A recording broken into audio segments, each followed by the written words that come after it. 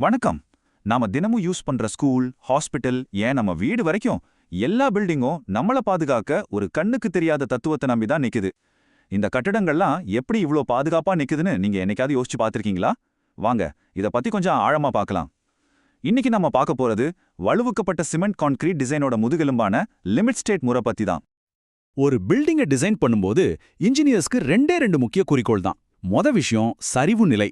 இது ரொம்ப ரொம்ப முக்கியம்.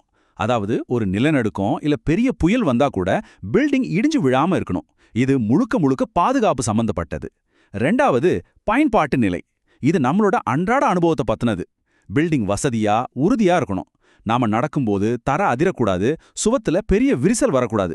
சுருக்கமா சொல்லணும்னா, ஒன்னு நம்மள உயிரோட வைக்கிறது, இன்னொன்னு நம்மள வசதியா வாழ வைக்கிறது. அப்போ இந்த லிமிட் ஸ்டேட்னா என்ன? சிம்பிளா சொன்னா அது ஒரு ரெட் லைன், ஒரு எல்லை கோடு. அந்த கோட்டை ஒரு பில்டிங் தாண்டிடுச்சுன்னா அதுக்கப்புறம் அது பாதுகாப்பானதோ இல்ல வசதியானதோ கிடையாது.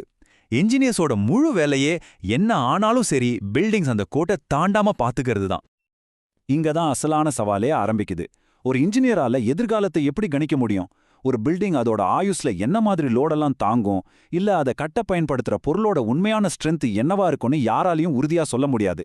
இந்த நிச்சயமற்ற தன்மையை அவங்க எப்படி சமாளிக்கிறாங்க? இந்த நிச்சயமற்ற தன்மைய இந்த ஸ்லைட் ரொம்ப அழகா காட்டுது. இடது பக்கம் இருக்கிற சாம்பல் நிற வளைவை பாருங்க, இது அந்த பொருளோட வலிமை. வலது பக்கம் ஆரஞ்சு கலர்ல இருக்கிறது பில்டிங் மேல வர்ற சுமை. பொதுவா வலிமை எப்பவுமே சுமையை விட அதிகமா தான் இருக்கும்.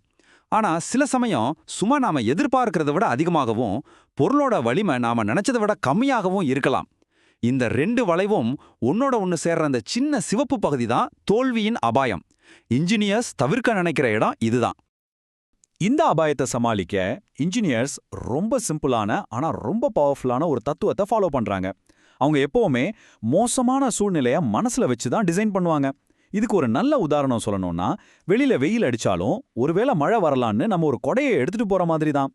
பில்டிங் மேல வர சுமையை அதிகமாகவும் அதுக்கு யூஸ் பண்ற பொருளோட வலிமையை கம்மியாகவும் அவங்க கணக்கில் எடுத்துப்பாங்க. இது ஒரு முன்னெச்சரிக்கை நடவடிக்கை மாதிரி. இந்த பாதுகாப்பு தத்துவத்தை வெறும் யூக்கமா இல்லாம நிஜமா நடைமுறைப்படுத்த உதவுற ஒரு சூப்பர் டூல் தான் பகுதி பாதுகாப்பு காரணிகள், அதாவது பார்ஷியல் சேஃப்டி ஃபேக்டர்ஸ்.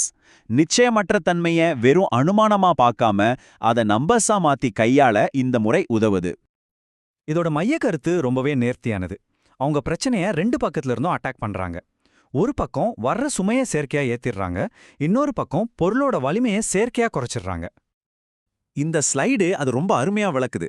பாருங்க, உண்மையான சுமையை, அதாவது கேரக்டரிஸ்டிக் லோடை எடுத்து ஒரு காரணியால பெருக்குறாங்க. இதுதான் டிசைன் லோடு. அதே சமயம் பொருளோட உண்மையான வலிமையை, அதாவது கேரக்டரிஸ்டிக் ஸ்ட்ரென்த்தை எடுத்து இன்னொரு காரணியால வகுத்து டிசைன் ஸ்ட்ரென்த்தை உருவாக்குறாங்க. இப்படி சுமையை ஏத்தி வலிமையை குறைக்கிறதால நடுவுல ஒரு கேப் உருவாகுது இல்லையா? அதுதான் பாதுகாப்பின் விளிம்பு, நம்மளோட மார்ஜின் ஆஃப் சேஃப்டி. சரி, தியரி எல்லாம் ஓகே. இப்போ இந்த பாதுகாப்பு உத்தியில பயன்படுத்துற உண்மையான நம்பர்ஸ் என்னென்னு பார்க்கலாம் வாங்க. முதல்ல சுமைகள்ல இருந்து ஆரம்பிக்கலாம். சுமைகளுக்கு பயன்படுத்துற ஸ்டாண்டர்ட் பாதுகாப்பு காரணி 1.5. இதுக்கு என்ன அர்த்தம்னா, இன்ஜினியர்ஸ் ஒரு பில்டிங் மேல 100 யூனிட் சுமை வரும்னு கணிச்சா அவங்க 150 யூனிட் சுமைக்கு தான் டிசைன் பண்ணுவாங்க. அதாவது எதிர்பார்க்கிற சுமையை 1.5 மடங்கு அதிகமா எடுத்துக்கிறாங்க. ஏன் குறிப்பா 1.5? இதுக்கு ஒரு 3 முக்கியமான காரணம் இருக்கு. 1, கணக்கீட்டு பிழை.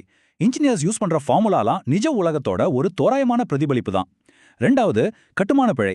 சைட்ல வேலை செய்யும்போது சின்ன சின்ன தவறுகள் நடக்க வாய்ப்பு இருக்கு.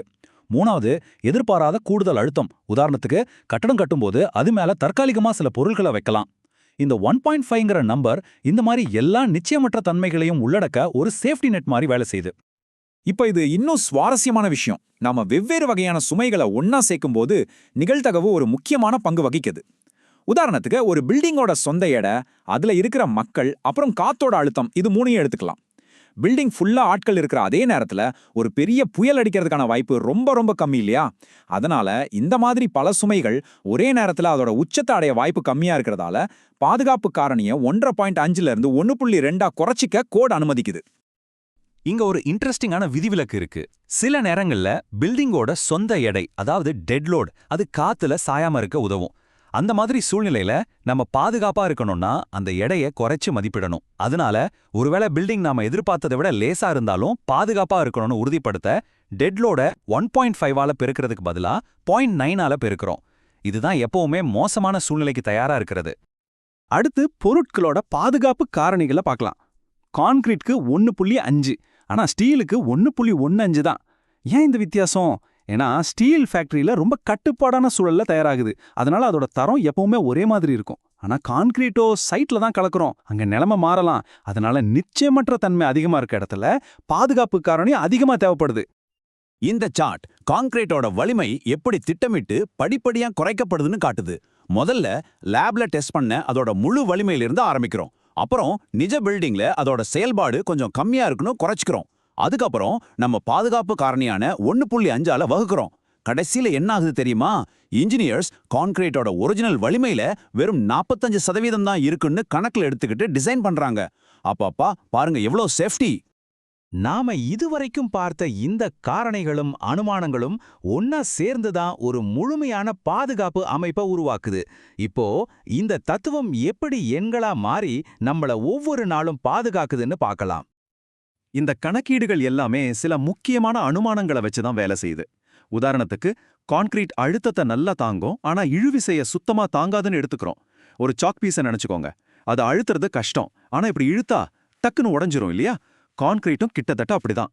அதனால இழுவிசைய தாங்குற முழு வேலையையும் உள்ளே இருக்கிற ஸ்டீல் கம்பிகள் தான் செய்யுது. இந்த மாதிரி அனுமானங்கள் கணக்கீடுகளை எளிமையாக்கி ரொம்ப முக்கியமா பாதுகாப்பானதா மாத்துது. கடைசியா இந்த டேபிள் நாம பேசின எல்லா விஷயத்தையும் ஒரே இடத்துல காட்டுது.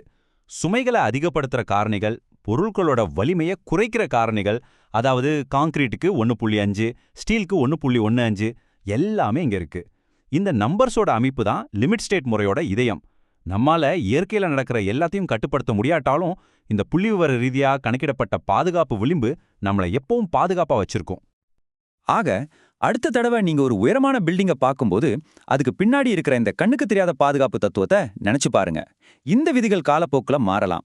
புது புது மெட்டீரியல்ஸ், ஆர்டிஃபிஷியல் இன்டெலிஜென்ஸ் மாதிரியான டெக்னாலஜி எல்லாம் எதிர்காலத்துல இந்த விதிகளை எப்படி மாத்தும்னு நீங்க நினைக்கிறீங்க? யோசிச்சு பாருங்க.